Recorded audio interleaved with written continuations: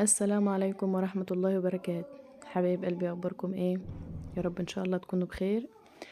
النهارده هنعمل مع بعضنا كده، الجو برد. هنعمل كده شوية كشري كده مصري. بصوا كده، حاجة تجنن في حلة واحدة. يعني مش هنخلينا نكون صراحة، يعني مش في حلة واحدة قوي يعني. هو اللي بتدعي الحلة الواحدة دي هي طبعا ايوه وفرت مواعين كتير قوي واطباق كتير وحاجات كتير.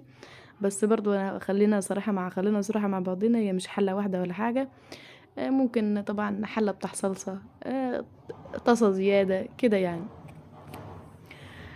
طبعا صوتي باين عليه تعبان. متركزوش فيه. ما كانش اليوم اصلا يعني، ما كانش يوم كشري ابدا.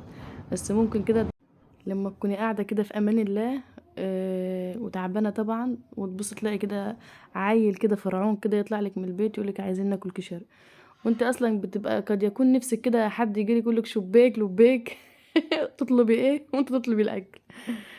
طبعا نبدأ اول حاجة كده في المقادير. فما رضناش نزعل، يعني قلنا هنعمل كشري وخلاص، اهو بالمرة دافيين. معايا بصل مقطعاه زي ما انتوا شايفينه. حطيت عليه بقى معلقتين كده من النشا. مش عارفة الكاميرا مالها كده مموجة ليه، بس هي تظبط دلوقتي يعني عامة. ومعايا طاسة على نار فيها زيت. هبدأ بقى انزل بالبصل بتاعي، وممكن بدل من النشا ممكن دقيق، بس النشا يعني بتخليه لحد ما مقرمش يعني. صلوا على النبي صلى الله عليه وسلم. وانا اسفه كمان مره علشان صوتي، اتمنى يا رب انه يكون واضح. فانا بقول لكم النهارده اصلا ما كانش يوم كشري ابدا خالص، والنهارده كان اخره جبن. بس يلا قلنا بقى مش هنزعلهم ونعمل لهم كشري. هبدا بقى احمر البصل كده من وقت للتاني. اهم حاجه يعني ما تغفليش عنه، علشان هو بيشوح بسرعه. وقبل ما يوصل للدرجة اللي انتي عايزاه طلعيه، لان انتي لو سبتيه في الزيت لحد ما يوصل للدرجة اللي انتي عايزاها هتطلعيه بره من السخونة اللي فيه، هتبص تلاقيه اغمق مرة تانية، يعني هيغمق عن الدرجة اللي انتي عايزاها. فانت دايما قبل ما الدرجة اللي انتي عايزاها، قبل ما تخش على المرحلة اللي انتي عايزاها، وروحي طلعيه وحطيه في الحاجة اللي انت مطلعاها، فتبص تلاقي الدرجة بتاعته ابتدت ايه تظهر اكتر. صلوا على النبي صلى الله عليه وسلم.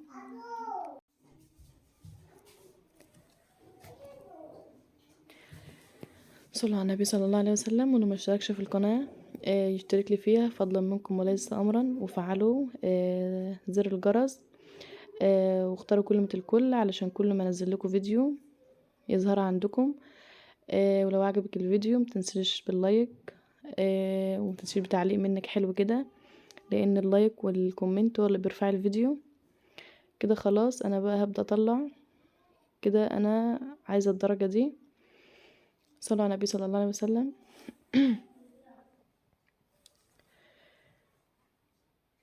هو هطلع بقى الدرجة زي ما انتوا شايفين كده. وهنا بقى الزيت طبعا اللي انا استخدمته في البصل هبدأ اعمل بيه كل الخلطات بتاعتي. معايا هنا طبق، يعني انا طبق معايرة بيه الحاجات كلها، الشعرية والمكرونة والرز. وطبعا ممكن لو انت حابة تكتري في حاجة معينة او تقلي في حاجة معينة دي براحتك. بس انا دايما بعمله بالتساوي يعني. مثلا لو مج شعرية مج رز مج مكرونة بالطريقة دي كده يعني. وطبعا الكمية دي على عدد افراد اسرتك يعني. هبدأ بقى احمر الشعرية بتاعتي.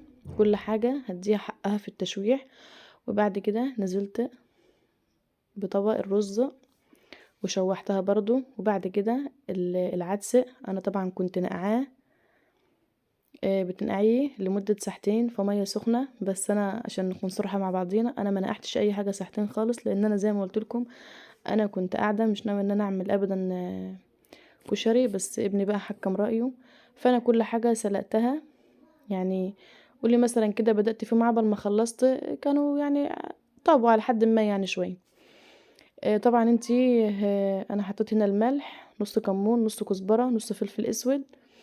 انتي طبعا الاحسن طبعا انك تنقعي العدس وتنقعي الحمص. وهنا حطيت مكعب ماجي. صلوا على النبي صلى الله عليه وسلم. طبعا انا اسفة على الكاميرا اللي بترقص دي، لان طبعا بصور بايد وبعمل بايد. وهبدأ بقى احط الشعرية بتاعتي كده. على الوش. بص ما تغطيش هنا الغطا، يعني سيب الرز لحد ما يشرب كمية، لا لحد ما الرز المية بتاعته تختفي تمام. وبعد كده ابدأ يغطي الغطا. انا دايما اي رز اي مكرونات اي حاجة زي كده انا ما بغطيش الغطا مباشرة، لما تبدأي تهدي النار يبقى حطي الغطا. هبدأ اعمل هنا بقى الصلصة. نزلت كده بمعلقة توم مفرومة، صلوا على النبي صلى الله عليه وسلم. طبعا انا بستخدم زيت البصل في كل حاجة. هبدأ بقى هنا الطماطم انا كنت سلقاها وبعد كده ضربتها ضربة كده في الخلاط، او ممكن تضربيها في الخلاط عادي وتصفيها، مش حابة تسلقيها براحتك بس الافضل انك تسلقيها. حطيت هنا بقى نص كمون ونص فلفل اسود ونص بابريكا وسبع بهارات. وحطيت حبة صلوا على النبي صلى الله عليه وسلم.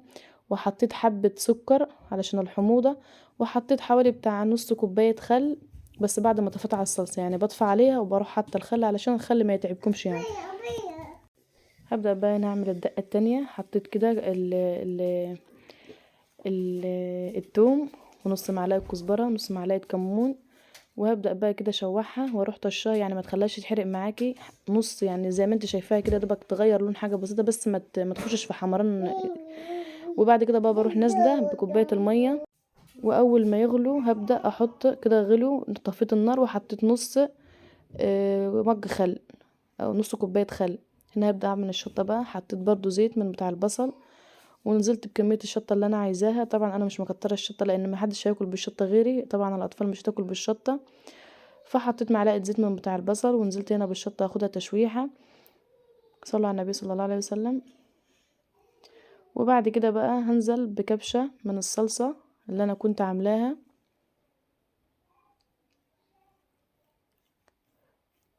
وكده يبقى الحاجات بتاعتي خلصت.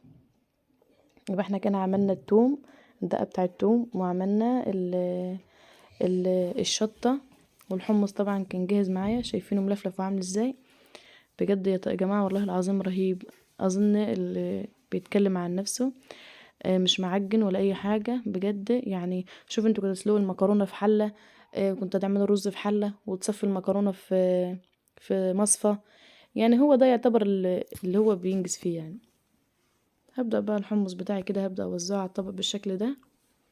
صلى على النبي صلى الله عليه وسلم. لو وصلت لحد هنا وما حطيتش اللايك حطولي فضلا منكم. ولو ما اشتركتش في القناة اشتركي لي فيها ومتنسيش تاخدي جولة كده على القناة، لعسى يعني حاجة تفيدك او تعجبي بالصفحة وتشتركي لي فيها. هبدأ بقى احط البصل كده اللي انا عملته واحط الصلصة بتاعتي كده. ما تقلقوش يا جماعة الصلصة طالما حط لها ملح بتاع دهوت سكر وحاطين فيها خل، طبعا الخل بعد ما الصلصة بتتسبك معاكي بتروحي طفي عليها وتحط الخل. وكذلك الدقة برضو بتروحي طفي عليها وتحط الخل. لو حطيت الخل في وقت وهو بيعمل بتتعب خالص المعدة. فاحنا ما تقلقيش من الخطوة دي خالص. الخل لما بتحط بعديها بيبقى مش مضر يعني. وده كده الدقة اللي هي بالثوم. اظن كده بقى حطي بقى يلا بقى وشد حيلك قومي كده اعمليه الجو برد. وبصراحة بيدفي الشطة اكيد بتدفي. والشطة اهيتي طبعا عاملة كمية قليلة، يعني انا باخد منها معلقتين والباقي بيتكب فعشان كده عاملة قليل. اتمنى يا رب ان فيديو النهاردة يكون عجبكم. والسلام عليكم ورحمة الله.